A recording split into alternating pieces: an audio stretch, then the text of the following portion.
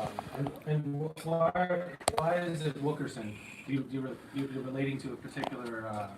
Relating to a particular part in my life that to this country, whether it be cannabis events, concerts, hip hop in the parks, all the different kind of skateboarding events and areas that we go to around the country, and basically I took the name Wilkerson to sign my pieces with because it was a way to make fun of guys like us back in the day with our dirty hair and our dirty clothes, traveling the country for free, and I wanted to take something back and make people kind of like always look that up. So they're going to look Wilkerson up, you're going to find me online, you're going to see the word, you're going to have to Google it, and you're going to read the definition that you're about to read right now. Which is, I'd say a bit harsh. As someone who's been It's called, pretty harsh. As someone who's been called a wook a lot. If somebody said, if they didn't know what a wook was, and somebody was called Wilkerson, and they saw the art, there's a lot to unravel here. And Yeah. That's why we have to do an episode.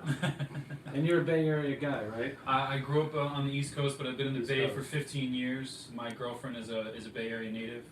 I got with her 15 years ago. I've been with her ever since, and moved out here and kind of got, I had friends out here and on the hills growing weed for years that I'd come out and visit and do my thing out east with. And when I came out here, it was like just assimilating right into that culture, right into like that hash making community, right into the growers.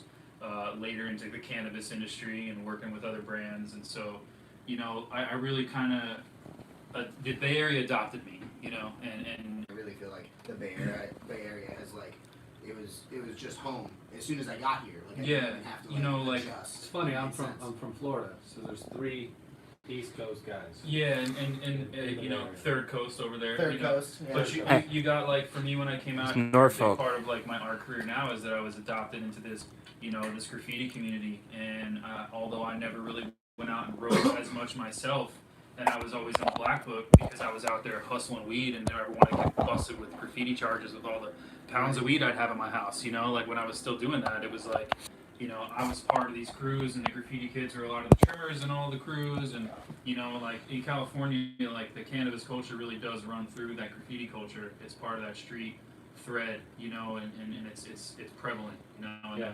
that's a big reason why like I rep this area so hard and really like kind of do as much as I can for it, and get all like my shit printed in the city, get stuff made by people who work in the city, buy my clothes and all of like the materials that I make and all my art equipment I try to buy in the city.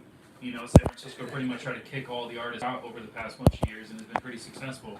So you're very much community guy. Yeah. Appreciate that. For sure. This is gonna be a cool episode. Hopefully everyone got to hear that. I just did a little live feed. We're getting into different episodes. We are going to post episode 1 on YouTube and on our website, and then once our technical guy figures out what we've got to do to get maybe this would potentially become live. It's cool to get a little live glimpse of what's going on and what's coming up before we do it. But all right, here's what a wook is. For those that are tuning in, you'll figure this out on episode 1 or 2. And if you don't know this already, If you don't, there's probably a lot of people that don't know this, but a wook, noun or adjective, dirty, hairy, stinky, malnourished, dishonest creature that often travels in packs with possibly and unfortunately mangly, multicolored dogs on handmade, all-natural, organic hemp leashes, or alone wandering aimlessly around a concert, usually hippie music, parking lot with a few seemingly more important than music goals, cram them into their bodies as fast as furiously as possible. Get into the show somehow. Don't lose the dog this time. Don't and lose if the by dog. chance they come across unattended property such as a cooler, chair, backpack, or a beverage, it will then become their own. Also, once inside the show and the music begins, even if it sucks, a true wook will never be able to tell the difference, because once the substance takes effect, this is all a comma. This is all one sentence. Once all the one substance it's takes so effect, horribly. many of them can actually be seen dancing and grooving to music that only they can hear. That's the first period. Yep. It's so long. Wooks are only useful in one way. If you are trying to warn or scare a younger, more easily influenced friend about the dangers of drugs, just tell them to observe and study the behaviors of wooks. in their natural surroundings, but warn them that if they get too close, they may risk becoming one themselves. Exactly. You know, it's like back in the day when you had punk music starting, and you know, a punk magazine, and at a time, you know, certain class of people would call another class of people a bunch of punks, and they meant it in a straight derogative way. Yeah. But what did that crew of people do? They made it their own. They took it, they owned it, and it became punk magazine. It became a whole movement of music, and essentially that's like why I signed my pieces, that because I wanted to represent this kind of era of our country that it's Americana. If you don't want to believe it or not, it doesn't matter. It's just as American as apple pie. You know, like It absolutely is. traveling around the country, going on road trips, discovering, you know, yourself and the rest of the place that you live in, and you learn a lot, man. You learn how to live on nothing. You learn how to assimilate into communities. You learn how to not leave a footprint. You learn how to, you know, save money by teaming up with people, and essentially that's what made a lot of us successful at other parts of our life. Like later on, was having that network across the country, having friends all over that we kept in touch with. Absolutely. And you remain faceless for this episode.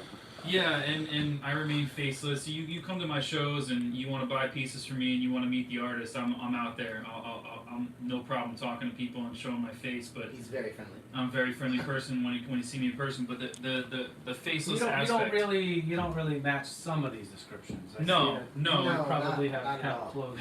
If you would have caught me, you know, 20 years ago, I would have matched every description. Every one of these. Every one of them. I mean, I'm definitely. You know, I had a girlfriend who was a little glitter happy at a time when I had a young pit bull, and she painted his toenails. So that's the multicolored dog part. You know, I mean, I got a lot of things on that checklist. A little embarrassing. As do I. You know, So you were truly Wookerson. Yeah. So You're like, Wookerson. and I represent like a part of that community that's not just what, you know, the cover of the book wants it to be. You know, dreadlocks and, you know, looking